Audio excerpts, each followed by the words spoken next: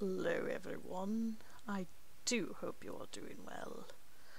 A couple of quick things here. We are reading from just 2 books today instead of 3. Let me think here. There's...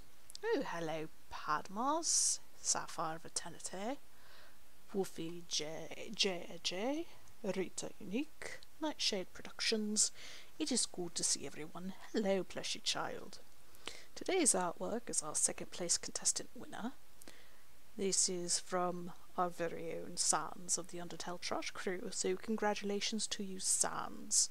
You actually made the cut. Hello Gamer Girl, Bird Girl, Swap Pap, it is good to see you, Snowflake Moon, Fluffy Cupcake, Undertale's Geek, and Twihashard.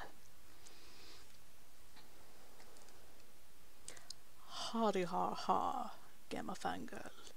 You have been speaking with Sans again, have you not? Today we have quite a selection to choose from The Man on the Ceiling by Steve Rasnic Tem and his wonderful partner Melanie Tem, all the way down to Dust. Yes, they have. And since Sans is unfortunately at guard duty today, I had to close the bar for my little time to spend with you all. So hopefully you're all settled in. Popcorn, blankets, a cuddle buddy if you desire, food, water, popcorn, homework if that is what you are doing. Hopefully everyone can hear me this time.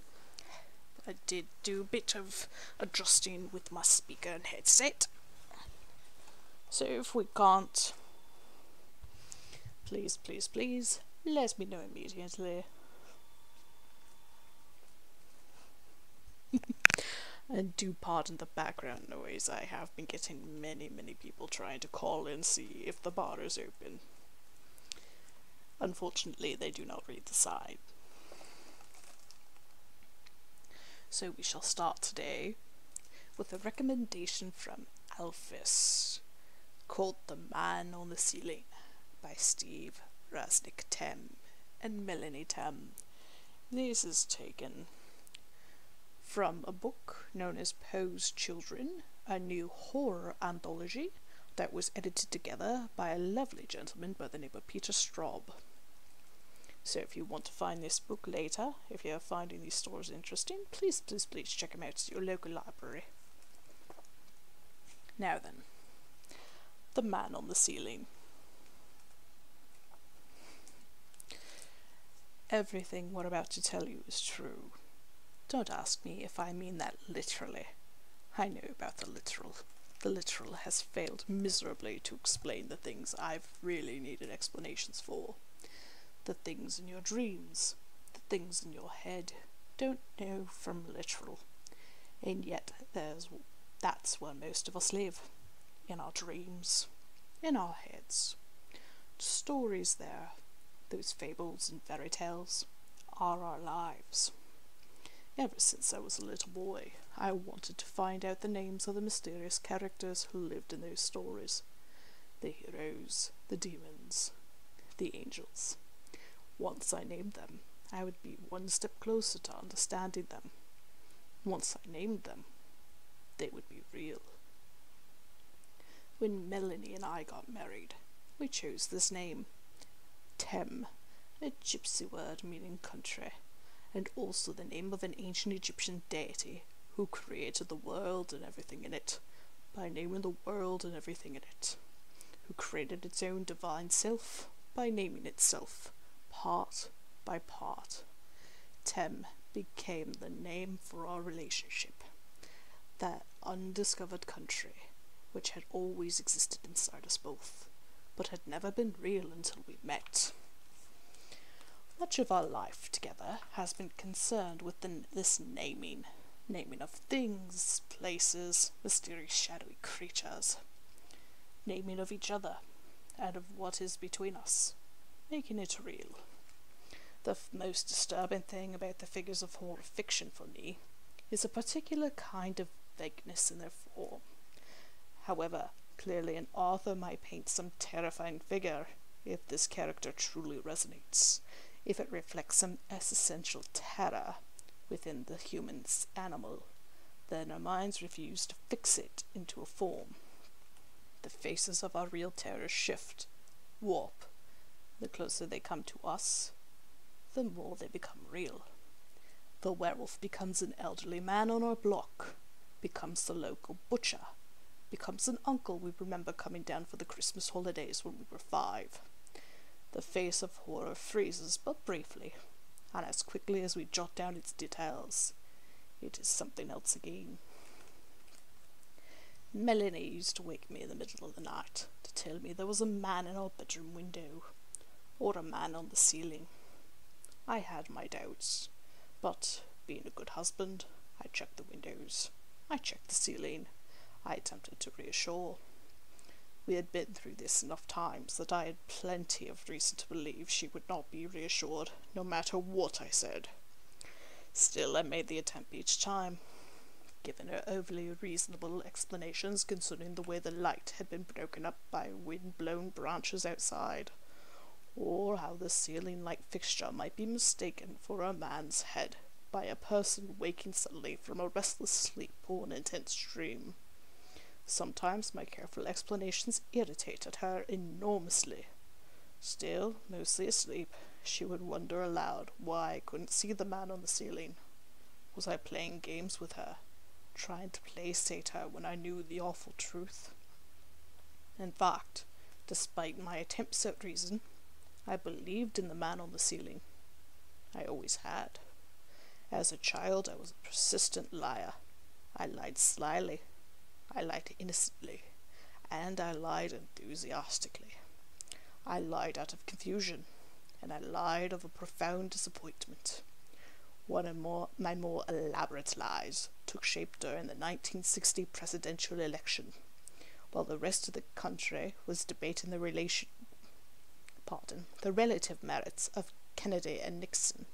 I was explaining to my friends how I had been half of a pair of Siamese twins, and how my brother had tragically died during the separation. This was perhaps my most heartfelt lie to date, because in telling this tale I found myself grieving over the loss of my brother, my twin. I had created my first believable character, and my character had hurt me. Later I came to recognize that about the time I was 10, the self I had been dying, and that I was slowly becoming the twin who had died and gone off to be some other better fiction. Many of my lies since then, the ones I have been paid for, have been about secret, tragic twins, and their other lives, the lives we dream about and only half remember after the first shock of day. So how could I, of all people, doubt the existence of the man on the ceiling? My first husband did not believe in the man on the ceiling. At least, he said he didn't. He said he never saw him, never had night terrors, never saw the molecules moving in the trunks of trees, and felt the distances among the pieces of himself. I think he did, though, and was too afraid to name what he saw. I believe that he didn't name it. It wouldn't be real. And so I think the man on the ceiling got him a long time ago. Back then, it was usually a snake I'd see, crawling across the ceiling, dropping the loop around my bed. I'd wake up, and there would be a snake, huge, vivid, sinuous, utterly mesmerize me. I'd cry out. I'd call out for help, after my husband had grudgingly come in a few times and hadn't been able to reassure me that there was no snake on the ceiling. He just quit. Steve always comes. Usually, he's already there beside me. One night, a man really did climb in my bedroom window, really did sit on the edge of my bed, really did mutter incoherently and fumble in the bedclothes, really did look surprised and confused when I sat up and screamed. I guess he thought I was someone else. He left, stumbling by the same second-story window.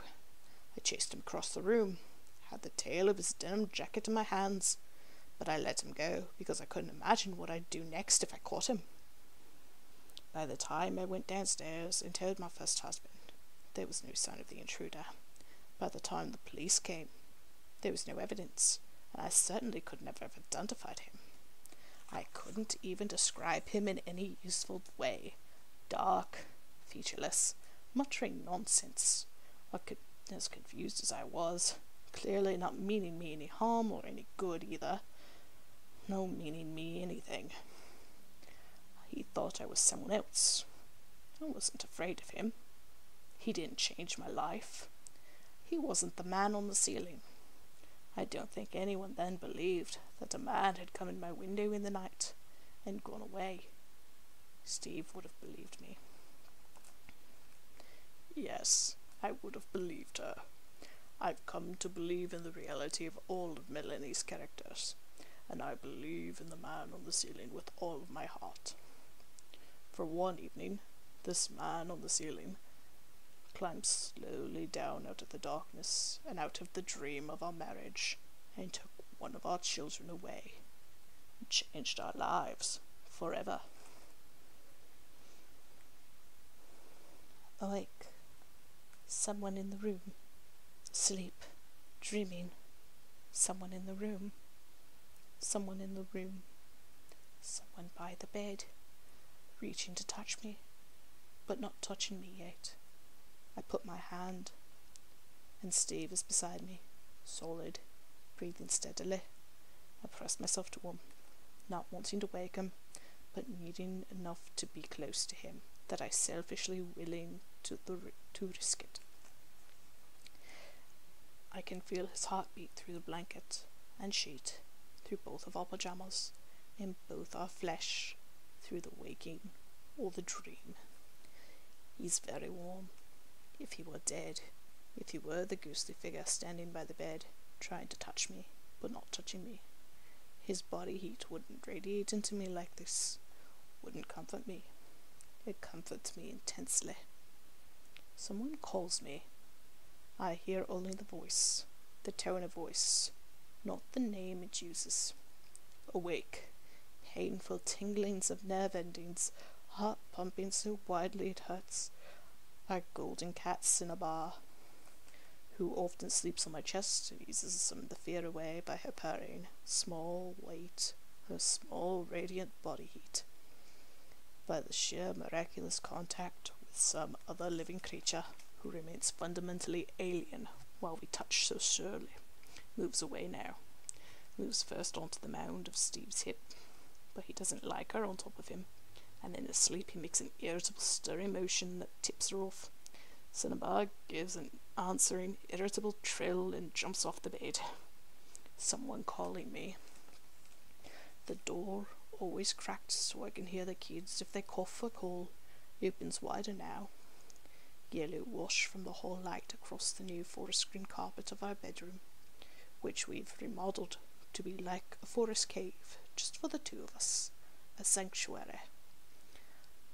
A figure in the yellow light, small, shadowy, not calling me now, neither asleep nor awake, a middle of the night state of consciousness that isn't hypnagogic either, meta-wakefulness, meta-sleep, aware now of things that are always there, but in daylight are obscured by thoughts and plans, judgments and impressions, words and worries and obligations and sensations, and at night by dreams.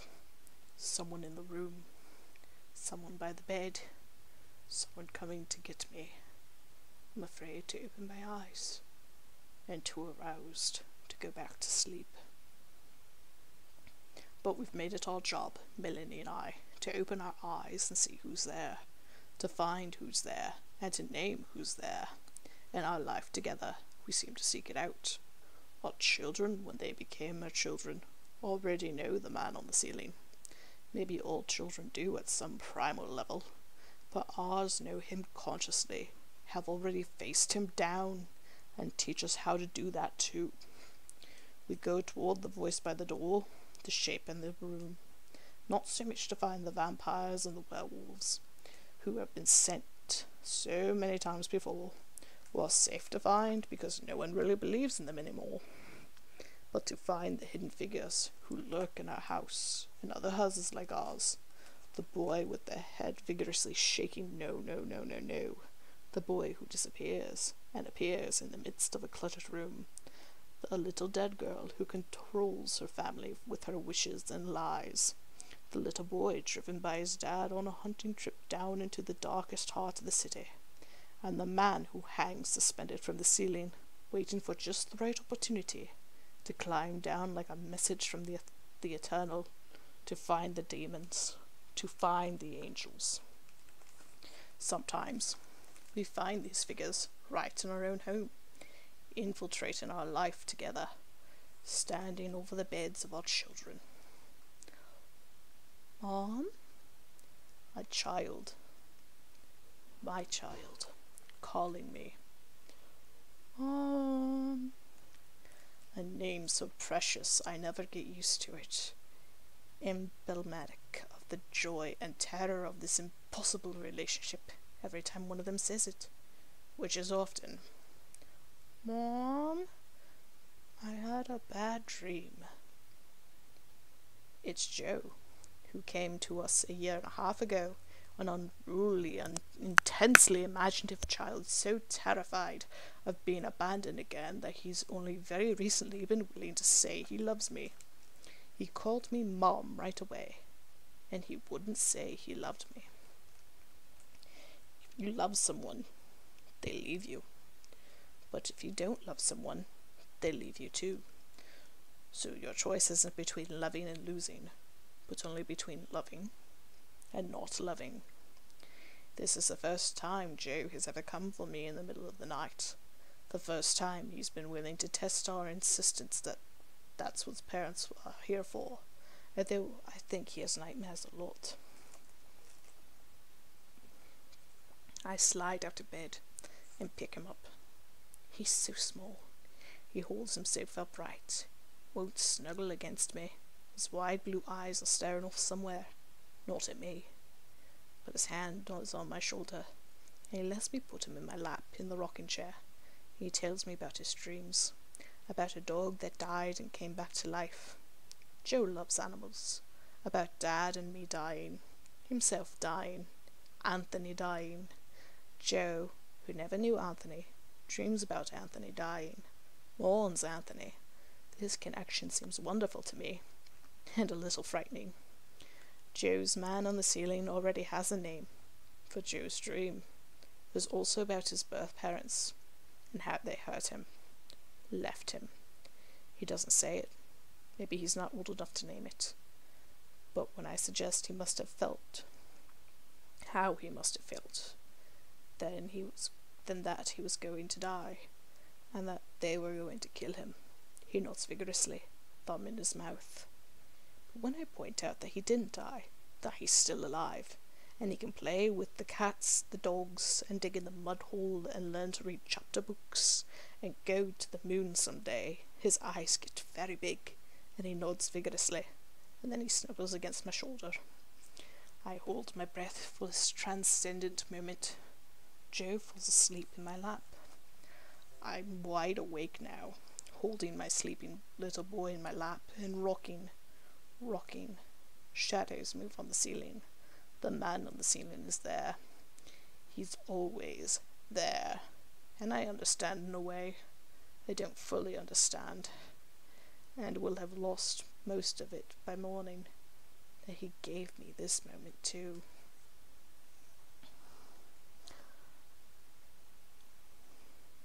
I was never afraid of dying before, but that changed after the man on the ceiling came down. Now I see his shadow imprinted in my skin like a brand. I think about dying. That doesn't mean I'm unhappy, or that the shadow cast by the man on the ceiling is the shadow of depression. I can't stand people without a sense of humour, nor can I tolerate the sort of morbid fascination with the ways and colourings of death that show itself even among people who say they enjoy my work. I never believed horror fiction was simply about morbid fascinations. I find that attitude stupid and dull. The man on the ceiling gives my life an edge. He makes me uneasy. He makes me grieve. And yet he also fills me with awe for what is possible. He shames me with his glimpses into the darkness of human cruelty. He shocks me when I see bits of my own face in his. He encourages a reverence when I contemplate the inevitability of my own death. And he shakes me with anger, pity, and fear. The man on the ceiling makes it mean that much more when my daughter's fever breaks, when my son smiles sleepily up at me in the morning and sticks out his tongue. So I wasn't surprised when one night, late, 2 a.m. or so, after I stayed up reading, I began to feel a change in the air of the house, as if something were being added, or taken away. Cinnabar uncurled and lifted her head, her snout wrinkling as if to test the air. Then her head turned slowly atop her body, and her yellow eyes became silver as she made a long, motionless stare into the darkness beyond her bedroom door, poised, transfixed. I glanced down at Melanie, sleeping beside me. I could see Cinnabar's claws piercing the sheet, and yet Melanie did not wake. I leaned over her then to see if I could convince myself she was breathing. Melanie breathes so shallowly during sleep that half the time I can't tell she's breathing at all. So it isn't unusual to find me poised over her like this, during the middle of the night, like some anxious, aging gargoyle, waiting to see the rise and fall of the covers to let me know she is still alive. I don't know if this is normal behaviour or not. I've never really discussed it with anyone, but no matter how often I watch my wife like this and wait, no matter how often I see that yes, she is breathing, I still find myself considering what I would do, how I would feel if that miraculous breathing did stop. Every time I worry myself with an imagined routine of failed attempts to revive her, to put the breathing back in, of frantic late-night calls to anyone who might listen, begging them to tell me what I should do to put the breathing back in. It would be my fault, of course, because I had been watching. I should have watched her more carefully. I should have known exactly what to do. During these ruminations, I became intensely aware of how ephemeral they were. Sometimes, I think we're all little more than a ghost of a memory, our flesh a poor joke. I also become painfully aware of how even for me, when I'm acting the part of the writer, the right words to express just how much I love Melanie are so hard to come by. At that point, the man on the ceiling stuck his head through our bedroom door and looked right at me. He turned, looking at Melanie's near motionless form, and I saw how thin he was, like a silhouette cut from black construction paper. Then he pulled his head back into the darkness and disappeared. I eased out of bed, trying not to waken Melanie. Cinnabar raised her back and took a swipe at me. I moved toward the doorway, taking one last look back at the bed. Cinnabar stared at me as if she couldn't believe I was actually doing this, as though I were crazy. For I intended to follow the man on the ceiling and find out where he was going. I couldn't take him lightly. I already knew some of what he was capable of, so I followed him that night, as I have followed him every night since, in and out of shadow, through dreams and memories of dreams, down the back steps, up into the attic, past the fitful or peaceful sleep of my children, through daily encounters with life, death, forgiveness, and love. Usually he's the shadow I've described, a silhouette clipped out of the dark, a shadow of a shadow. But these are merely the aspects I'm normally willing to face. Sometimes he glides from darkness into light, into darkness again, as he steps and drifts through the night rooms and corridors of a house. I glimpse his figure from other angles. A mouth suddenly fleshed out and full of teeth. Eyes like the devil's eyes, like my own father's eyes. A hairy fist with coarse fingers, a jawbone with my own beard attached. And sometimes his changes are more elaborate. He sprouts needle teeth, razor fingers, or a mouth like a swirling metal funnel. The man on the ceiling casts shadows of flesh, and sometimes the shadows take on a life of their own. Many years later, the snake returned. I was very awake. I had been offered painkillers and tranquilizers to produce the undead state, which often passes for grieving. But it's not. I refused them. I wanted to be awake. The coils of the snake dropped from the ceiling and rose from the floor, oozing, slithering, until I was entirely encased. The skin molted and molted again into my own skin. The flesh was supple around my own flesh. The colour of the world from inside the coils of the snake was growing soothing green. Safe, hissed the snake all around me. You are safe. Everything we're telling you here is true.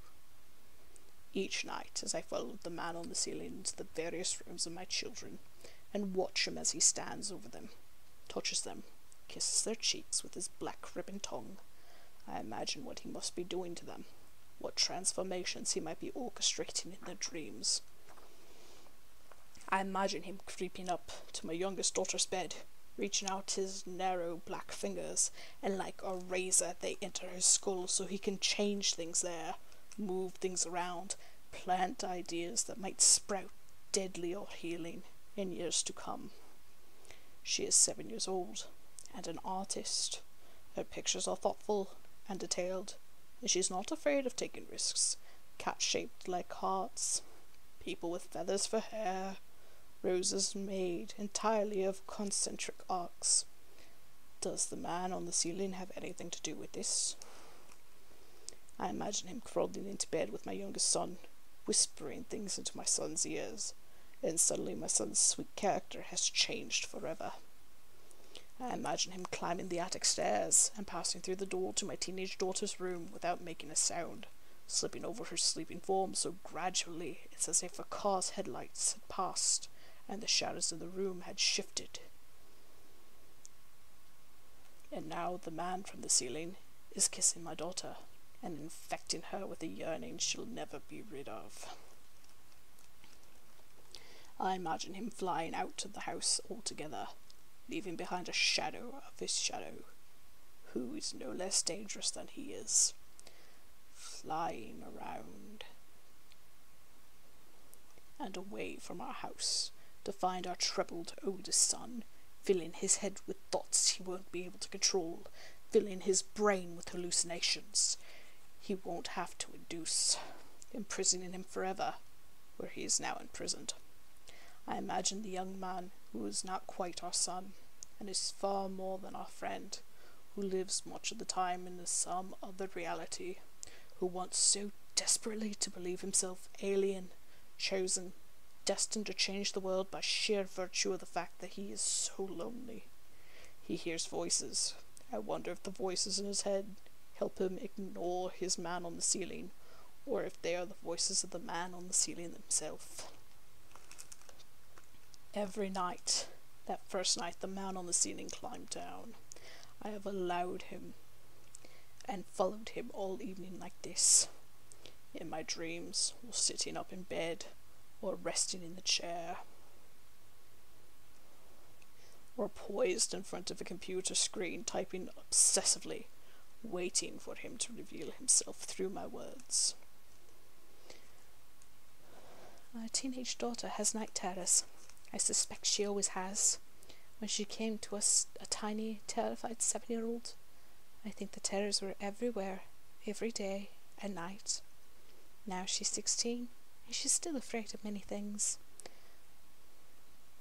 Her strength, her wisdom, beyond her years, is in going toward what frightens her.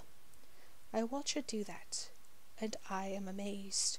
She worries, for instance, how serial killers, how they work, and so she reads, and rereads everything she can find about Ted Bundy, Jeffrey Dahmer, John Wayne Gacy. She's afraid of death, partly because it's seductive. And so she wants to be a mortician, or a forensic photographer.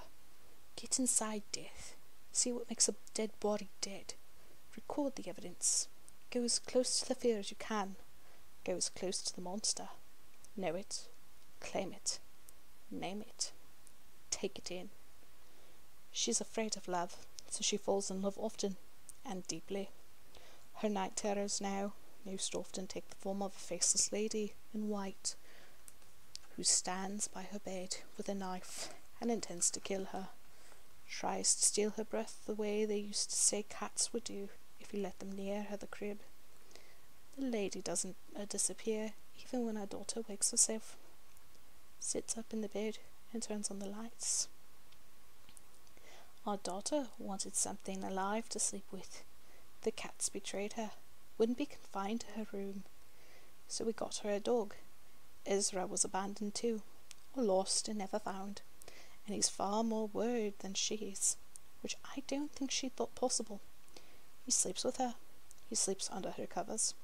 He would sleep on a pillow covering her face if she'd let him, and she would let him if she could breathe. She says the lady hasn't come once since Ezra's been there. I don't know if Ezra will keep the night terrors away forever, but if she trusts him, he'll let her know whether the lady is real. That's no small gift. Our daughter is afraid of many things, and saddened by many things. She accepts pain better than most people, takes in pain. I think that now her challenge, her adventure, is to start to accept happiness. That's scary. So maybe the lady at the end of the bed doesn't intend to kill her after all. Maybe she intends to teach her how to take in happiness, which is, I guess, a kind of death. I know the lady beside my daughter's bed is real, but this is not something I have yet chosen to share with my daughter. I have seen this lady in my own night terrors when I was a teenager. Just as I saw the devil in my bedroom one night in the form of a giant goat 6 feet tall at the shoulder.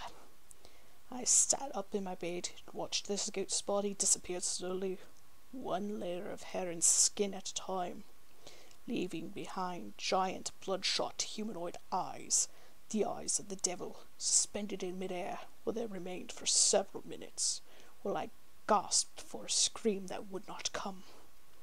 I had night terrors for years, until I began experimenting with dream control, and learned to extend myself directly into a dream, where I could rearrange its pieces, and have things happen the way I wanted them to happen. Sometimes when I write now, it's as if I'm in the midst of this extended night terror, and I'm frantically using powers of the imagination. I'm not even sure these belong to me, to arrange the pieces and make everything out the way it should, or at least the way I think it was meant to be. If the man on the ceiling were just another night terror, I should have the necessary tools to stop him in his tracks, or at the least divert him. But I've followed the man on the ceiling night after night.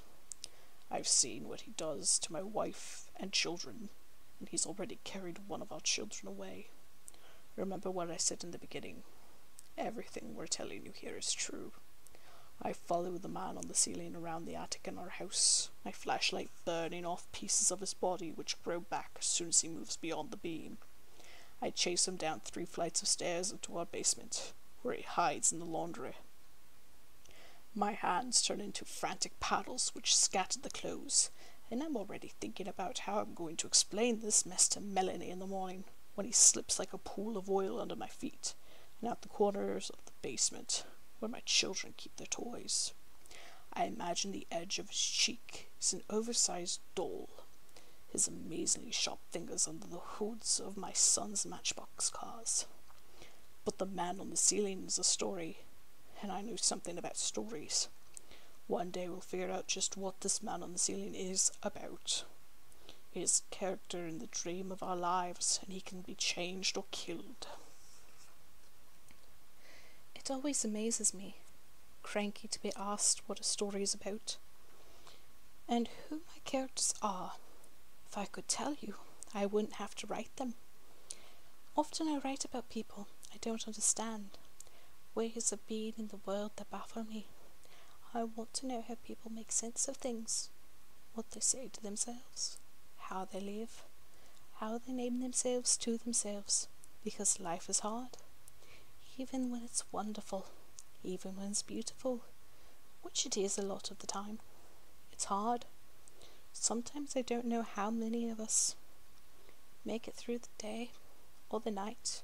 Any of us could not make it at all. The world has it in. Children hurt or killed by their parents, who would say they do it out of love. Children whose beloved fathers, uncles, brothers, cousins, mothers love them too, fall in love with them, say anything we do to each other's bodies is okay because we love each other. But don't tell anyone, because then I'll go to jail, and then I won't love you anymore. Perverted love. The world also has it in. Children whose only chance to grow up is in prison because they're afraid to trust love on the outside. Children who die, no matter how much you love them. Impotent love. The world also has it in. Werewolves whose unclaimed rage transforms them into something not human, but also not inhuman. Modern psychiatry sometimes finds the bestial alter in the multiple personality. Vampires whose unbridled need to experience leads them to suck other people dry and are still not satisfied. Zombies, the chronically insulated, people who will feel nothing because they feel no pain. Ghosts. I write in order to understand these things. I write dark fantasy because it helps me to help see the world in which the monsters live. But one day last week, transferring a crowded and cold downtown bus stop late at night, I was searching irritably in my purse for my bus pass, which was not there. And then, for no reason, and certainly without conscious intent, my gaze abruptly lifted and followed the upswept lines of the pearly glass building across the street, up into the Colorado blue sky. And it was beautiful. It was transcendently beautiful. An epiphany. A momentary break through the dimension of the divine. That's why I write too.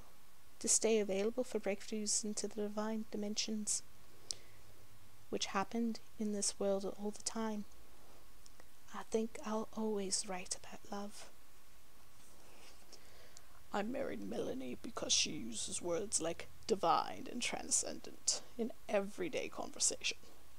I love that about her. It scares me, and it embarrasses me sometimes.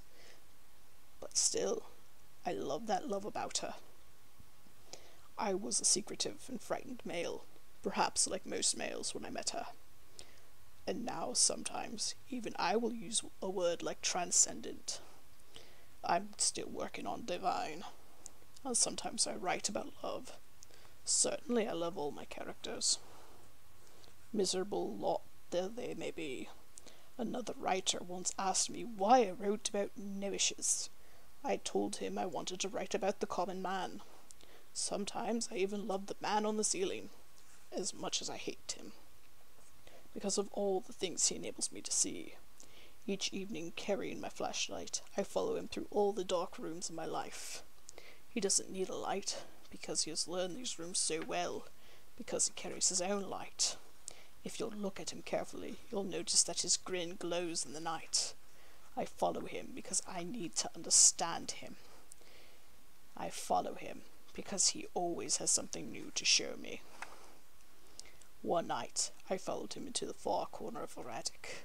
Apparently this was where he slept when he wasn't clinging to our ceiling or prowling our children's rooms.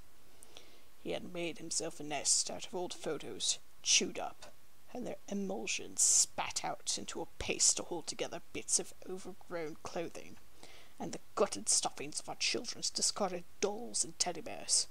He lay curled up there, his dark sides heaving. I flashed light on him. Then I saw his wings.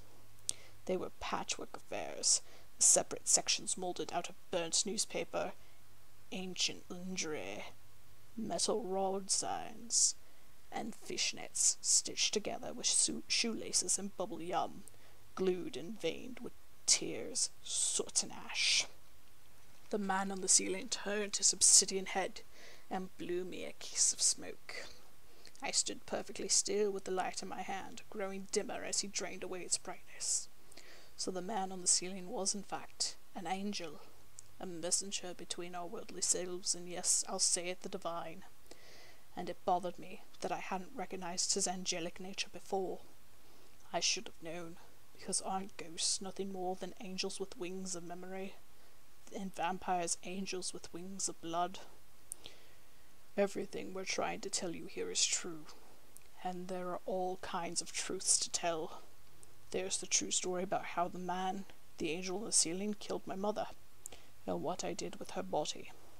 There's the story about how my teenage daughter fell in love with the man on the ceiling and ran away with him. We didn't see her for weeks. There's the story about how I tried to become the man on the ceiling in order to understand him, and ended up terrorizing my own children. There are so many true stories to tell, so many possibilities. There are many stories to tell. I'll tell this story. Melanie smiled. She smiled at the toddler, standing up backwards in the seat in front of her. He wasn't holding on to anything. His mouth rested dangerously on the metal bar across the back of the seat. His mother couldn't have been much more than 17. From what Melanie could see of her pug-nosed, robed and sparkle-eyed shadow, elaborately poofed profile, Melanie was hoping it was his big sister, until she heard him call her Mama. "Mama," he kept saying. "Mama, Mama." The girl ignored him. His prattle became increasingly louder and more shrill until everyone on the bus was looking at him, except his mother, who had her head turned as far away from him as she could. She was cracking her gum. The sunset was lovely, peach and purple and grey, made more lovely by the streaks of dirt on the bus windows and by the contrasting bright white dots of the headlights and bright red dots of taillights moving everywhere under it. When they passed slowly over the valley highway, Melanie saw that the lights were exquisite and hardly moving at all. "Mama, Mama, Mama." The child swiveled clumsily towards his mother and reached out both hands for her just as the driver hit the brakes. The little boy toppled sideways and hit his mouth on the metal bar. A small spot of blood appeared on his lower lip. There was a moment of stunned silence from the boy, his mother still staring off away from him, earphones over her ears, still popping her gum rhythmically, obviously hadn't noticed what had happened. Melanie... Then he shrieked. At last disturbed, she whirled on him furiously, an epitaph halfway out of her child vamp mouth, and when she saw the blood on her son's face she collapsed into near hysteria.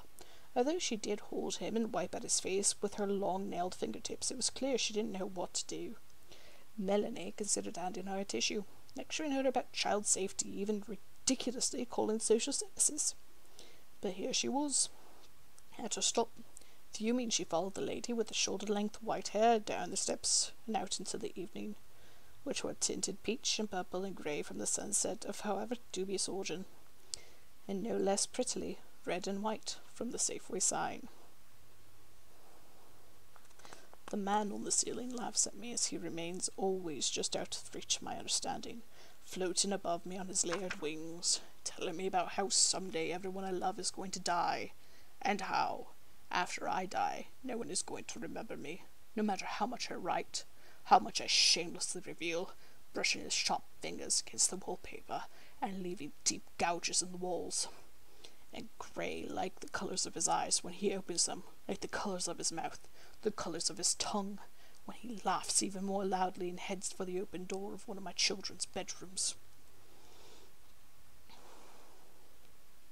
The white-haired woman was always on this bus, always wore the same ankle-length red coat, when it was cold enough to wear any coat at all, grim-faced and always frowning, but with that crystalline hair falling softly over her shoulders. They always got off on that stop, waited at the intersection for the light to change, walked together a block and a half until the lady turned into a Spanish-style staccato apartment building that had once been a church. It still had "Jesus is the light of the world" inscribed on the arch over one doorway, and a pretty enclosed courtyard overlooked by tall windows shaped as if to hold stained glass. At that point, I stopped. My house was only 2 blocks away, and she just kept walking. She and the white-haired lady had never exchanged a word. Maybe someday I'll mention to her that she has someone following her, but not tonight.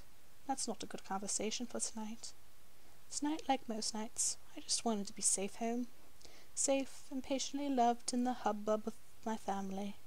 Often disbelieving, I would count to myself the number of discreet living creatures whose lives I shared, and I loved their changing totals. Tonight, it would be Steve, and 5 kids, 4 cats, 3 dogs, even 23 plants. Exhausted from work, I could always almost count on being revitalized when I got home. The man on the ceiling turns and screams at me until I feel my flesh beginning to shred. The man on the ceiling puts his razor-sharp fingers into my joints and twists, and I clench my fists and bite the insides of my lips, trying not to scream. The man on the ceiling grins, and grins, and grins. He sticks both hands into my belly, and pulls out my organs, and offers to tell me how long I have to live. I tell him I don't want to know, and then he offers to tell me how long Melanie is going to live. How long each of my children is going to live. The man on the ceiling crawls into my belly through the hole he has made, and curls up inside himself to become a cancer resting against my spinal column. I can no longer walk, and I fall to the ground. The man on the ceiling rises into my throat, and I can no longer speak. The man on the ceiling floats into my skull, and I can no longer dream. The man on the ceiling crawls out of my head, his sharp black heels piercing my tongue as he steps out of my mouth. The man on the ceiling starts devouring our furniture a piece at a time, beating his great conglomerate wings in orgasmic frenzy, releasing tiny gifts of decay into the air. How might I explain why supposedly good people could imagine such things? How might I explain how I could feel every passion for my wife and children, all for the simplest acts of living, while such creatures travel in packs through my dreams? It is because the man on the ceiling is a true story that I find life infinitely interesting. It is because of such a dark, transcendent angels in each of our houses that we are able to love. Because we must. Because it is there. All the time. Daffodils were blooming around the porch of the yellow house, set down away from the sidewalk. Melanie stopped, amazed. They had not been there yesterday. The scent lasted all the way to the corner. 1 year, Steve had given her a 5-foot-long, 3-foot-high Valentine's showing, a huge flock of penguins, all of them alike, and out of the crowd, 2 of them with pink hearts above their heads. The caption, "I'm so glad we found each other." It was, of course, a miracle. She crossed the street and entered her own block. The sunset was paling now, and the light was silvery down the street. A trick of the light made it look as though the hill on which her house sat was flattened. Melanie smiled, and wondered what Matilda McCullum, who'd built the house in 1898, and had the hill constructed so it would be grander than her sister's otherwise identical house across the way, would say to that. A huge, solid, sprawling, red-bricked Victorian rooted in Engelmann ivy, so expansive as to be just this side of overgrown. The house was majestic on its hill, grand, unshakable. Matilda had been right. The man on the ceiling opens his mouth and begins eating the wall by the staircase. First he has to taste it. He rests the dark holes that have been drilled into his face for nostrils against the brittle flocked wallpaper. It sniffs out decades worth of noise, conversation, prayers. Then he slips his teeth over the edges and pulls it away from the wall, shoveling the tiny crackling paper into his dark maw with fingers carved into claws. Tiny trains of silverfish drift down to the exposed wall before the man on the ceiling devours them as well. Then his abrasive tongue scoops out the crumbling plaster from the wooden lathe and minutes later, he has started on the framing itself. Powerless to stop him, I watch as he sups on the dream of my life. Suddenly, I am 16 again, and this life I've written for myself is all ahead of me, and impossibly out of reach. Melanie was looking left at cattle paw tree. That is a word I have not seen. Between the sidewalk and the street, worrying as she did every spring that this time it really would never leaf out, and she would discover it was dead, had died over the winter, and she hadn't known. Had in fact always been secretly dead when she turned right to go up the steps to her house, stumbled, almost fell. There were no steps. There was no hill. She looked up. There was no house. And she knew there never had been. There never had been a family. She had never had children.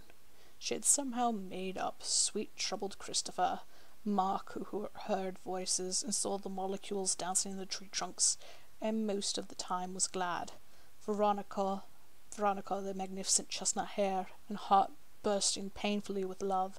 Anthony, whose laughter had been like seashells. Joe, for whom the world was an endless adventure. Gabriella, who knew how to go inside herself, and knew to tell you what she was doing there. I'd be calm. She made up the golden cat Cinnabar, who would come to purr on her chest and ease the pain away. She'd made up the Hoya plant that sent out improbable white flowers off a leafless woody stem too far into the dining room. She'd made up the rainbow of the kitchen walls from the prisms she hung in the south window. She'd made up Steve. There had never been love. There had never been a miracle. Angels. Our lives are filled with angels. The man on the ceiling smiles in the midst of the emptiness, his wings beating heavily against the clouds, his teeth the color of the cold I am feeling now. Melanie used to worry so much when I went out late at night for milk or ice cream for the both of us, that I'd need to call her from a phone booth if I thought I'd be longer than 45 minutes. And her fantasies and anxieties would not stop there. It was about all I could do to not have her go into an attack after I left. Sometimes she fantasized about the police showing up at the door to let her know about the terrible accident I'd been in. Or sometimes I just didn't come back. I got the milk or the ice cream, and I just kept going. I can't say that I was always helpful. Sometimes I tell her I had to come home because the ice cream would melt if I didn't get it into the freezer right away. I'm not sure that was very reassuring. What I tried to think about was what if I never could find my way home? What if things weren't as I'd left them? What if everything had changed? One night I got lost along the southern edge of the city after a late-night movie, and wandered for an hour or so, convinced that my worst fantasies had come true. The man on the ceiling smiles, and begins devouring my dream of the sky.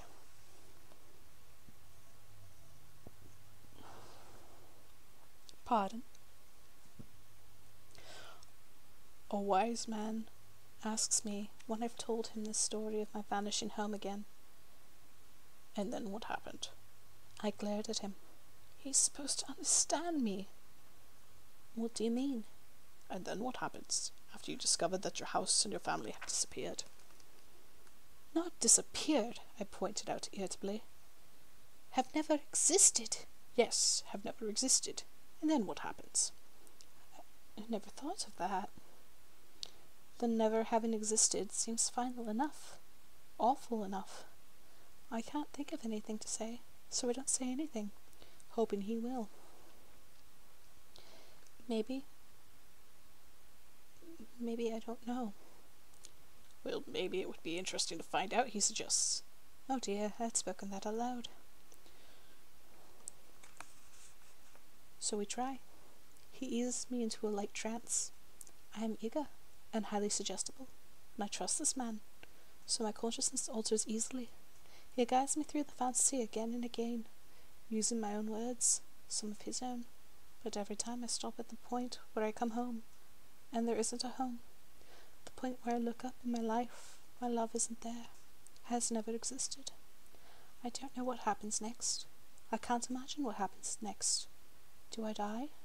Does the man on the ceiling take me into his house? Does he fly away with me into an endless sky? Does he help me create another life? Another miracle? That's why I write, to find out what happens next. So, what happens next? This might happen. Well, after the man on the ceiling devours my life, I imagine it back again. I fill in the walls, the doorways, the empty rooms with colour, and furnishings different from, but similar to, the ones I imagined to have been there before. Our lives are full of angels of all kinds, so I call on some of those other angels to get my life back. I write myself a life. It is very different from the one I have had before, and yet very much the same. I make mistakes different from the ones I made with my children before. I love Melanie the same way I did before. Different, wonderful things will happen with this story, I can tell. The same sad, wonderful events reoccur. The man on the ceiling just smiles at us and makes of these new imaginings his dessert. So what happens next? In a different kind of story, I might take out a machete and chop him into little bits of shadow. Or I might blast him into daylight with a machine gun. I might douse him with lighter fluid and set him afire. But I don't write those kinds of stories. And besides, the man on the ceiling is a necessary angel. There are so many truths to tell. There are so many lives I would dream for myself. So what happens next? There are so many stories to tell. I could tell this story. The man from the ceiling was waiting for Melanie behind the fence. An ugly, bare, chain-link and chicken wire fence, not the black wrought iron fence plighted with rose bushes that she'd made up, where her home had never existed. He beckoned to her. He called her by name, his own special name for her, a name she never got used to no matter how often he said it, which was often. He reached for her, trying to touch her, but not quite touching. She could have turned and run away from him. He wouldn't have chased her down. His arms wouldn't have telescoped long and impossibly jointed to capture her at the end of the block. His teeth wouldn't have pushed themselves out of his mouth in gigantic segmented fangs to cut her off at the knees, to bite her head off. He wouldn't have sucked her blood. But he'd have kept calling her, using his special name for her. And he'd have scaled her windows, dropped from her roof, crawled across the ceiling again that night, and every night for the rest of her life. So Melanie went toward him, and held out her arms. There are so many different dreams. That one was Melanie's. This one is mine. I sit down at the kitchen table. The man on the ceiling lies on my plate, collapsed and folded near the center. I slice him into hundreds of oily little pieces, which I put into my mouth, one morsel at a time. I bite through his patchwork wings. I gnaw on his inky heart. I chew his long, narrow fingers. I make of him my daily meal of darkness. There are so many stories to tell, and all the stories are true. We wait for whatever happens next. We stay available. We name it to make it real. It was hard for us to write these pieces. For one thing, we write differently. My stories tend more towards the magical realism. Steve's more towards surrealism. Realism in both cases, but we argue over form. This isn't a story. It doesn't have a plot. What do you want from a plot? Important things happen. And it does move from A to B. In our fiction, Melanie's monsters usually are ultimately either vanquished or accepted. Well, in the end of my stories, you often find out that the darkness in one form or another lives on and on. There's no escaping it. And I question whether you should try to escape it in the first place. Since words can only approximate both the monsters and the vanquished, we wrote each other worried notes in the margins of the story. I don't know if we can really use the word divine. If someone looked inside your dreams, would they really see only darkness? It was hard for us to write this piece. This upsets me. Maybe we can't do this. Oh, we have to. We've gone too far to stop now. I want to see what happens. This piece is about writing and horror and fear and about love. We're utterly separate from each other, of course, yet there's a country we share. A rich, wonderful place. A divine place. We created by naming all of its parts. All of the angels, and all of the demons who live there with us. What happens next? There are so many stories to tell. We could tell another story. And thus concludes The Man of the Ceiling. Now just a quick little break, so pardon me as I take a sip of water. Shan't be what a moment. Hopefully you all enjoyed it.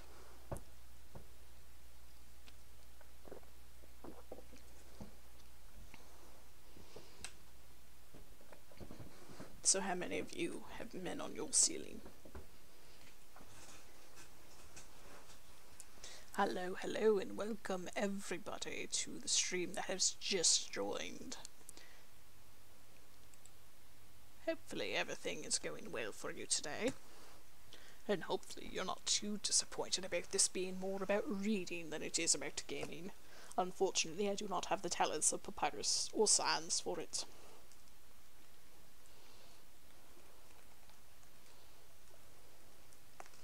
Let me see here.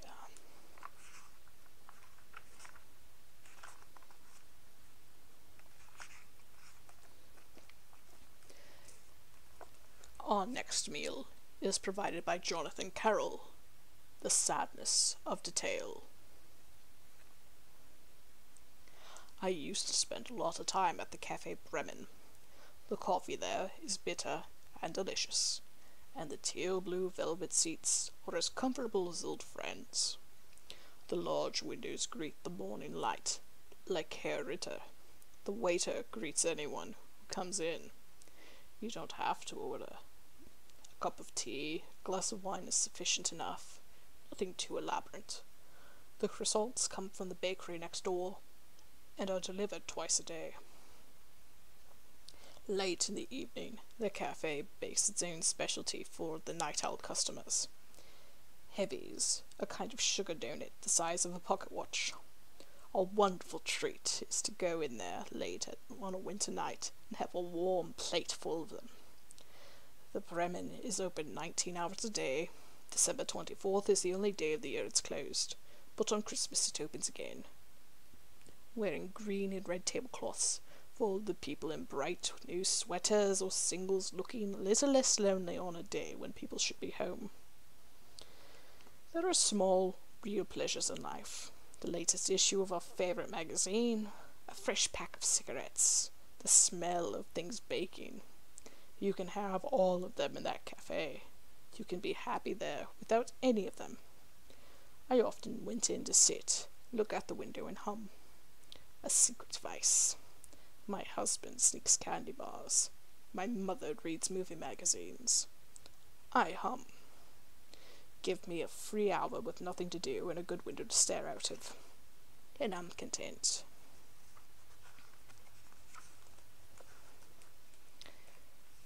I'll gladly hum you all Mahler's Fifth, or any song of the Beatles' White Album.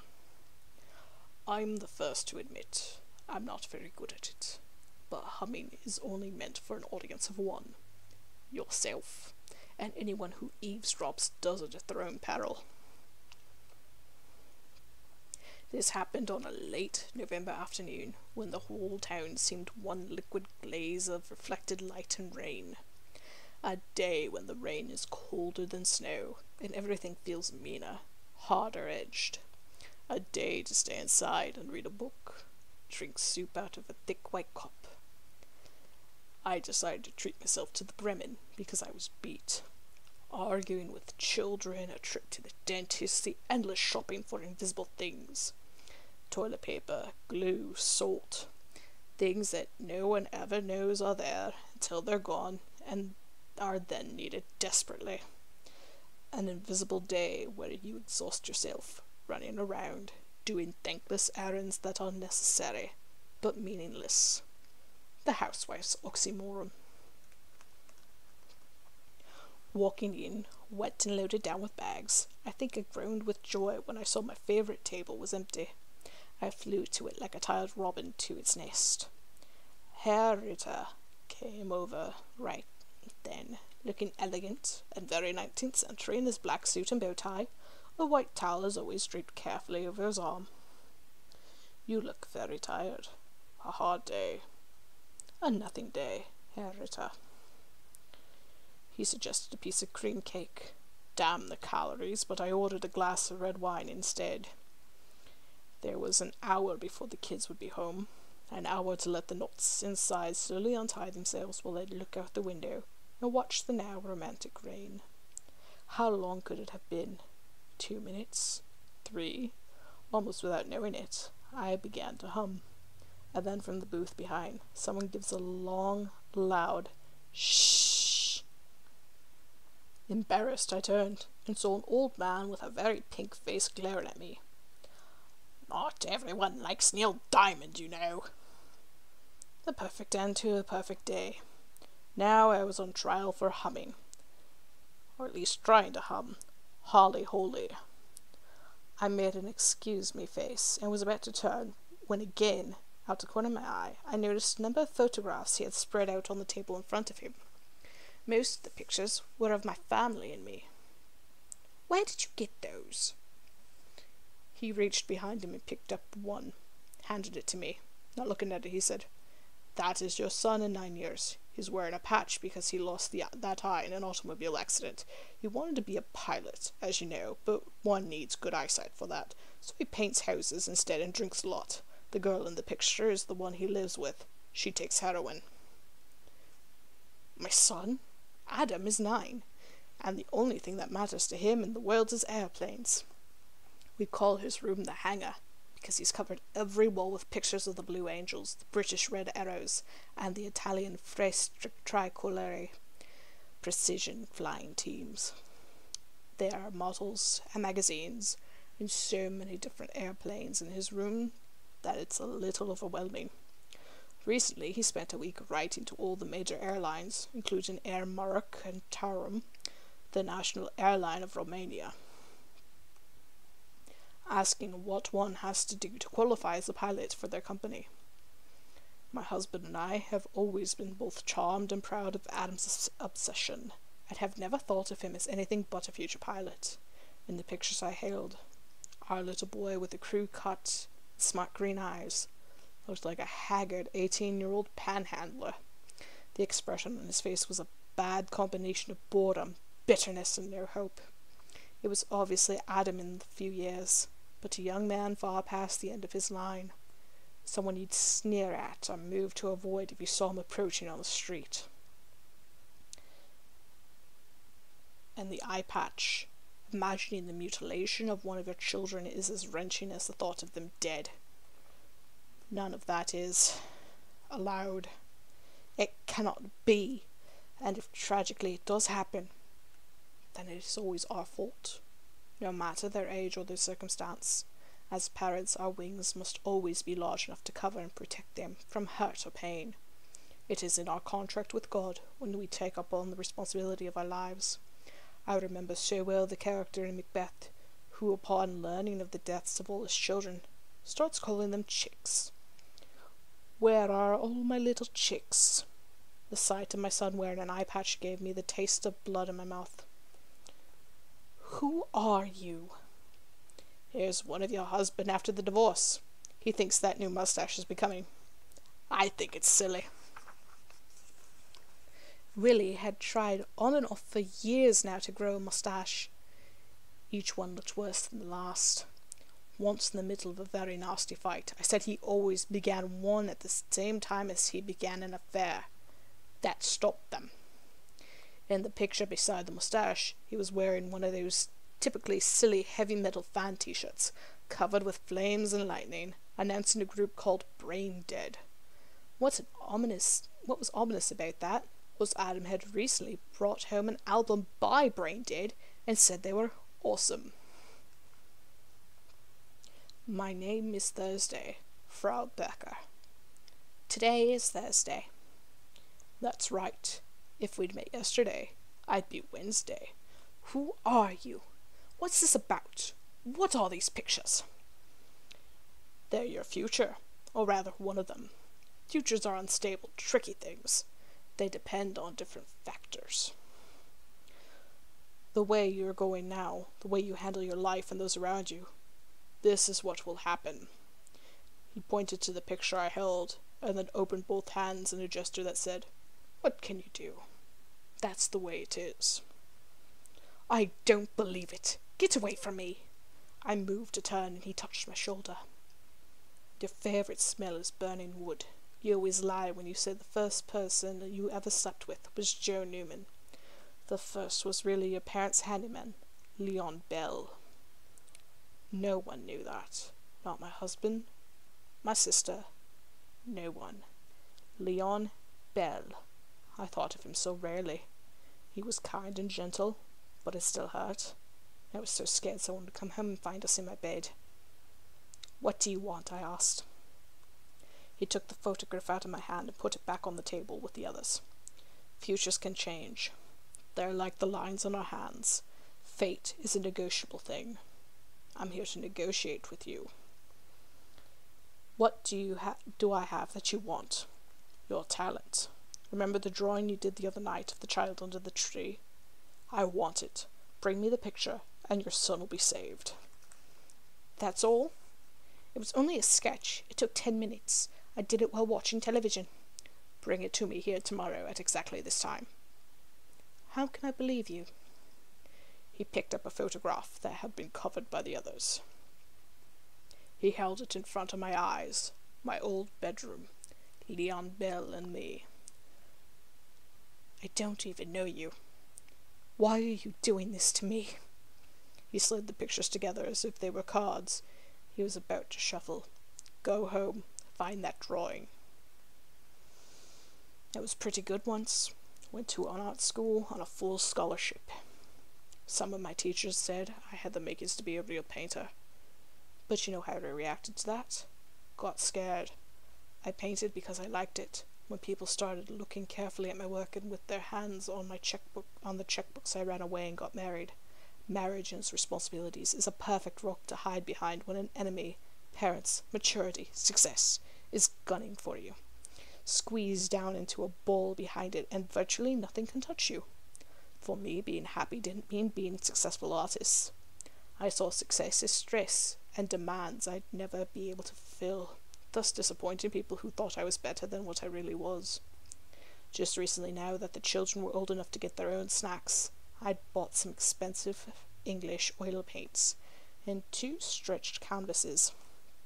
But I've been almost too embarrassed to bring them out, because the only art I've done in the last years has been funny sketches for the kids, or a little scribble at the bottom of a letter to a good friend.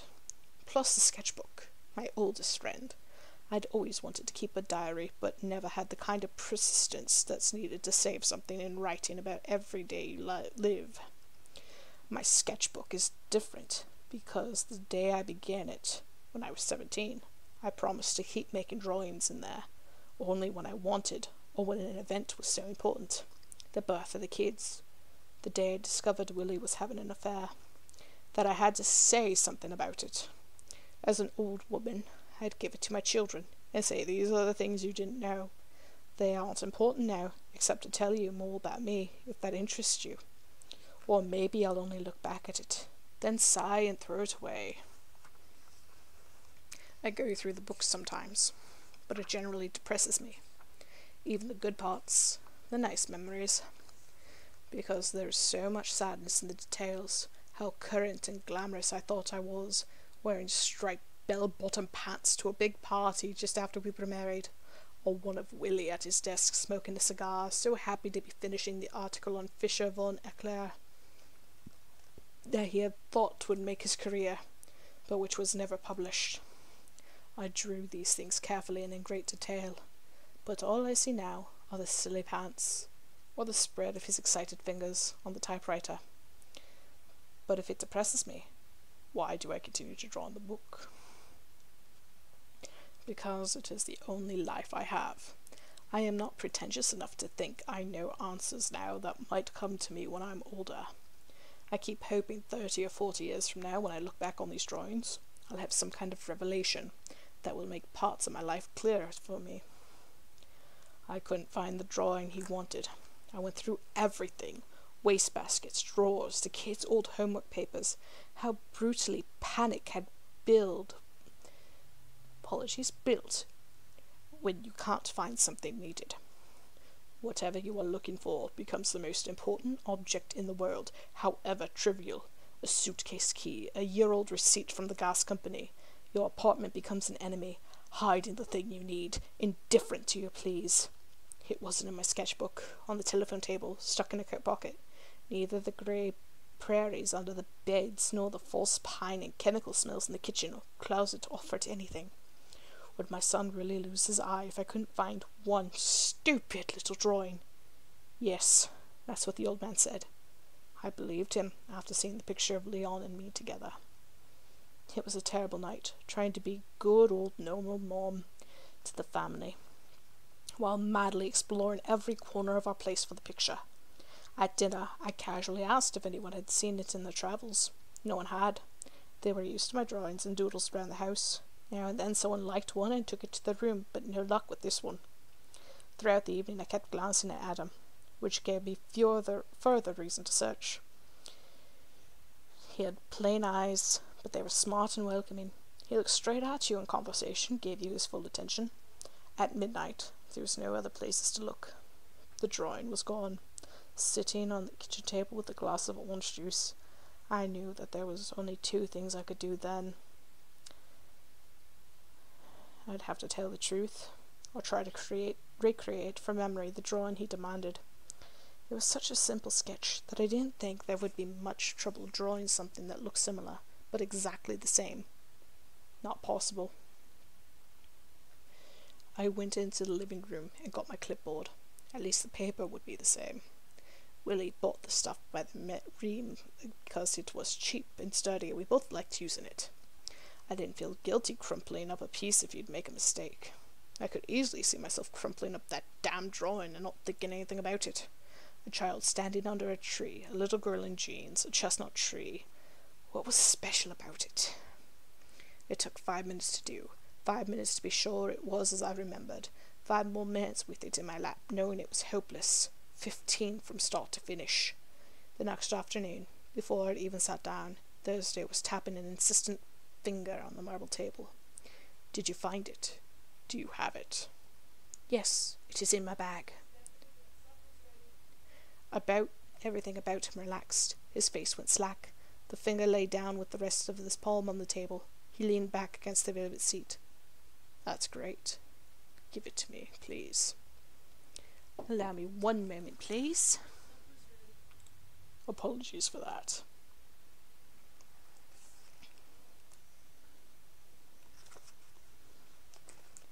Everything about him relaxed. His face went slack. The finger lay down with the rest of his palm on the table. He leaned back against the velvet seat.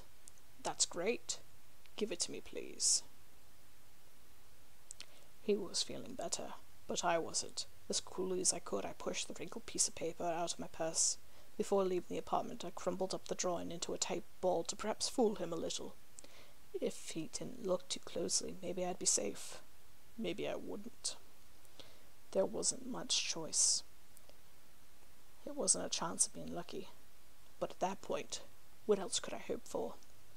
Yet watching how carefully he flattened out the paper and pored over it, as if it were some unique, priceless document, I knew he'd notice the difference any moment, and everything would go to hell from there.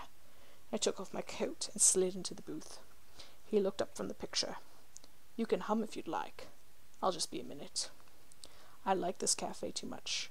But today it had been changed by this man into an unpleasant, menacing place, where all I wanted to do was finish up business and leave. Even at the sight of Herr Ritter standing there at the counter reading the newspaper was irritating. How could life go on so normally when the worst kind of magic was in the air, thick as cigar smoke? You have a good memory. What do you mean?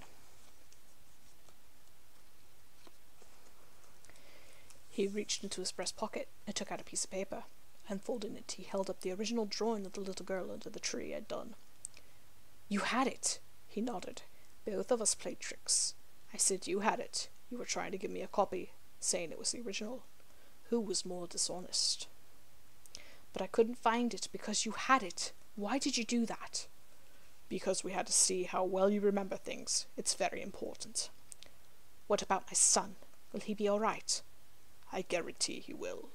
I can show you a photograph of him then, but it might be better just knowing he'll be fine and will live a very contented life, because of what you did for him here. He pointed to the second drawing. Do you want to see the photograph of him? I was tempted, but finally said no. Just tell me if he'll be a pilot. Thursday crossed his arm. He'll be a captain of the Concorde flying the Paris to Caracas route. One day his plane will be hijacked, but your Adam will do something so clever and heroic that he'll single-handedly save the plane and the passengers. A genuinely heroic act. There'll even be a cover story about him in Time magazine, titled Maybe There Are Still Heroes. He held up the drawing. Your son, because of this. What about my getting divorced? Do you really want to know? I do. He took another piece of folded paper out of his pocket along with the nub of a pencil. Draw a pair. A pear? Yes. Draw a picture of a pear, then I can tell you. I took the pencil and smoothed the paper on the table. I don't understand any of this, Mr. Thursday. A pear, a fat bottom, and a half-so flat top, a stem, a little cross-hatching to give a bit of shadow and depth, one pear. I handed it to him and barely gave it a glance before folding it and putting it in another pocket. There will be a divorce because you will leave your husband, not vice versa, as you fear. But why would I do that? Because Frank Elkin is coming for you. I think if I married Frank Elkin, I would have been right. I certainly loved him enough. But besides loving me too, he also loved parachuting. One day he jumped, pulled his ripcord, but nothing happened. How long ago was that? 20 years? 24? Frank Elkin is dead. He is, but you can change that. The apartment was empty when we got back. Thursday said he would keep it empty until we finished what we had to do. In the bedroom I took my sketchbook out to the table beside the bed. That familiar grey and red cover. I remembered the day I bought it and paid for it with new coins. Somehow, every coin I handed the salesgirl was gleaming like gold and silver. I was romantic enough to take that as a good omen. In the living room again, I handed my book to Mr. Thursday, who took it from me without comment. Sit down. What will happen to the children? If you want, the court will award them to you. You can prove your husband is an alcoholic and incapable of caring for them. But Willie doesn't drink. You can change that. How? How can I change all of these things? What do you mean? He opened the sketchbook and whipped quickly through it, not stopping or slowing anywhere. When he finished, he looked at me. Somewhere in this book you've drawn pictures of God. I can't tell you which ones they are, but I've just checked and they're here. Some people have this talent. Some have been able to write God. Others can compose him in music. I'm not talking about people like Tolstoy or Beethoven either. They were only great artists. You know the sadness of the tale, using your phrase. That is what makes you capable of transcendence. For the rest of your life, if you choose, I will come sometimes and ask you to do a drawing, like the pair today. I'll ask for things like that, as well as copies of certain of the works in your sketchbook. I can say that your book is full of astounding work, Mrs. Becker. There are at least 3 different important drawings of God. One I've never even seen. Others too. We need this book. We need you. But unfortunately I cannot tell you more than that. Even if I were to show you which of your work is transcendent, you wouldn't understand what I was talking about. You can do things we can't, and vice versa. For us, bringing Frank Elkin back from the dead is no problem. Or saving your son. He held up my book with both hands. But we can't do this, and that is why we need you. What if I were to say no? We keep our word. Your son will become a pilot, but you will sink deeper into your meager life until you will realize even more than now you've been suffocating in it for years. And if I give you the book and do your drawings, you can have Frank Elkin and whatever else you want. Are you from heaven? Mr. Thursday smiled for the first time. I can't honestly answer that because I don't know. That is why we need your drawings, Mrs. Becker, because even God doesn't know or remember anymore. It is as if he has a kind of progressive amnesia. He forgets things, to put it simply. The only way we can get him to remember is to show him pictures like yours of himself, or play certain music, read passages from books. Only then does he remember and tell us the things we need to know. We are recording everything he says, but there are fewer and fewer periods of clarity. You see, the saddest thing of all is even he has begun to forget the details. And as he forgets, things change and go away. Right now they're small things, certain smells, forgetting to give this child arms, that man his freedom when he deserves it. Some of us who work for God don't know where we come from, or if we are even doing the right thing. All we know is his condition is becoming worse, and something must be done quickly. When he sees your pictures, he is reminded of things, and sometimes he even becomes his old self again. We can work with him then, but without your work, when we can't show him pictures of himself, images he once created, or words he spoke, he is only an old man with a failing memory. When his memory is gone, there will be nothing left. I don't go to the Cafe Bremen anymore. A few days after I last met with Thursday, I had a strange experience there that soured me on the place. I was in my favourite drawing seat, drawing the pig, the Rock of Gibraltar, and an ancient Spanish coin he had requested. Having just finished the coin, I looked up and saw Herr Ritter watching me closely from his place behind the counter. Too closely. I have to be careful about who I let see my drawings. Thursday said there are a great many around who would like nothing more than a certain memory to disappear forever. And that was the sadness of the tale.